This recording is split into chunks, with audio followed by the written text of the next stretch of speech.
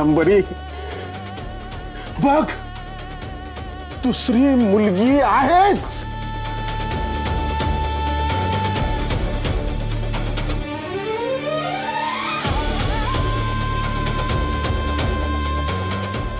खंजीर खुपसल्यास रे पाठीत.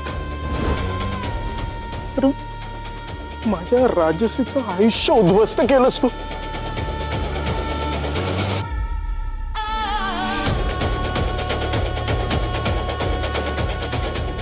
ना हे घर उद्ध्वस्त केलं ना तर नाव भडकमकर सांगणार नाही मी. तर नाव भडकमकर सांगणार नाही मी. नाव भडकमकर सांगणार नाही मी. भडकमकर सांगणार नाही मी. काका मी माफी मागतो तुमची. मी राजसिंह माफी मागायला तयार. तुम्हाला शहाणपणा शिकू नकोस. तुला बोललो होतो मी समी, माझ्या राजसीच्या डोळ्यामध्ये पाणी दिसता कामा नये. मला हिच्या चेहऱ्यावर फक्त हसू बघायचं. तू तू तिला आयुष्यभराचं दुःख दिलंस रे. चूक केलीस तू आणि या चुकीची शिक्षा तुला भोगावी लागणार. लायकी नसताना तुमच्याशी प्रेमाने वागलं. हा भडकमकरचा तिरस्कार काय आहे ना ते बघाल तुम्ही.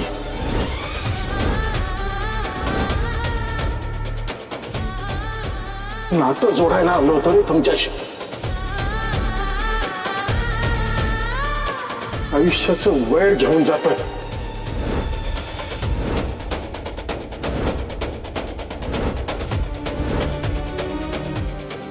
समीर देशमाने,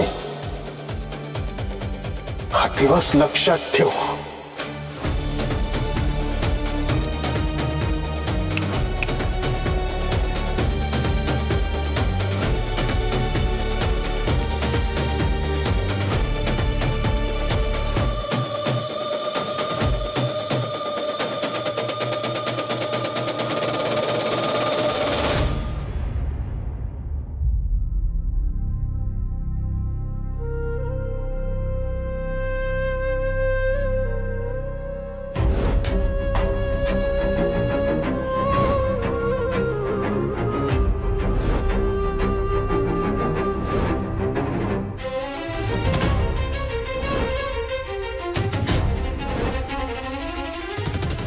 अर्पिताने समीर बरोबर लग्न केलंय. अर्पिताने समीर बरोबर लग्न केलंय.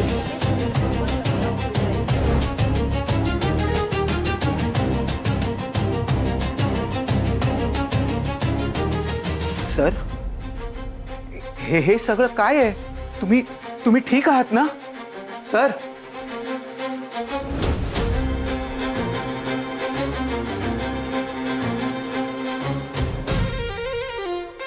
पोपटात जीव असणाऱ्या राक्षसाची गोष्ट ऐकलीत लहानपणी.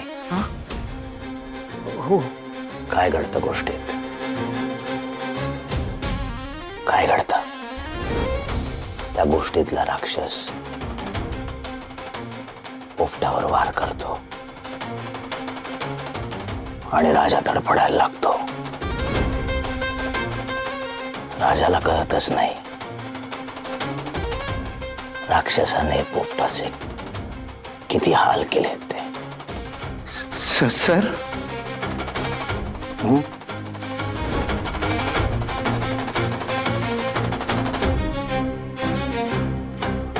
ह्या गोष्टीतला राक्षस व्हायचा विचार करतोय मी.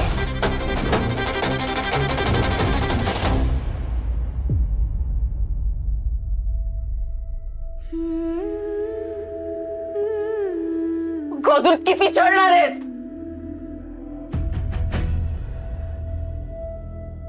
अजून किती चढणार आहे?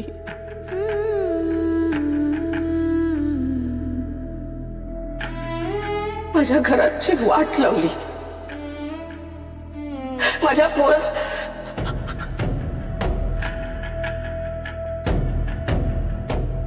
हे फक्त कागदाचे तुकडे नाहीत, माझ्या स्वप्नांचे तुकडे.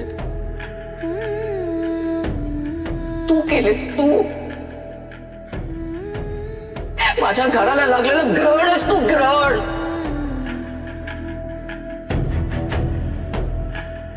आई, हे सगळं आता बोलून काही फायदा नाही आहे. बघ, आपण आतमध्ये जाऊ आणि काय बोलायचंय तर?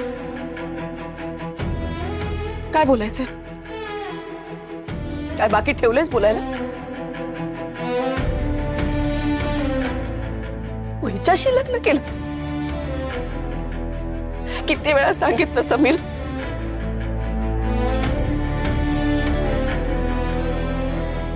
हिची लायकी आहे माझी सून होण्याची? हा,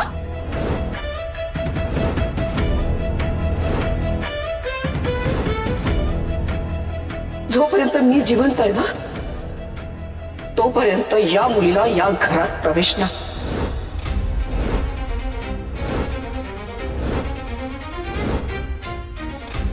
आणि तू जे काही केलंयस, जे काही सांगतोयस, तिची बाजू मांडतोयस, तुलाही घरात प्रवेश नाही.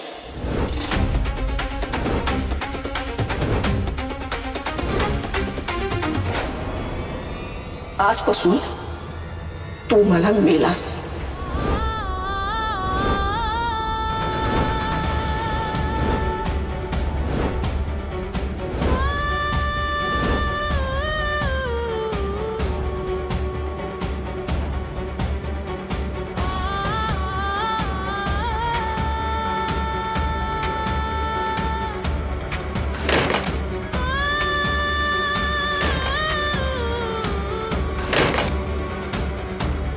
अर्पिता मॅडम सोबत लग्न झालंय माझं. हे नातं आयुष्यभरासाठी जोडलं गेलं. हीच सत्य आहे आणि हे सगळ्यांना स्वीकारावं लागेल. अर्पिता मॅडम सोबत लग्न झालंय माझं. हे नातं आयुष्यभरासाठी जोडलं गेलं. हीच सत्य आहे आणि हे सगळ्यांना स्वीकारावं लागेल. तुला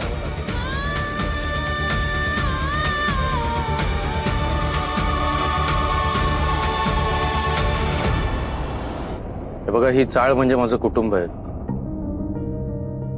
मी तुम्हाला सगळ्यांना माझ्या कुटुंबाचा एक भाग समजतो, त्यामुळे हक्काने एक गोष्ट मागतो. आज राग मानू नका. आता जे काही घडलं तो आमच्या घरातलं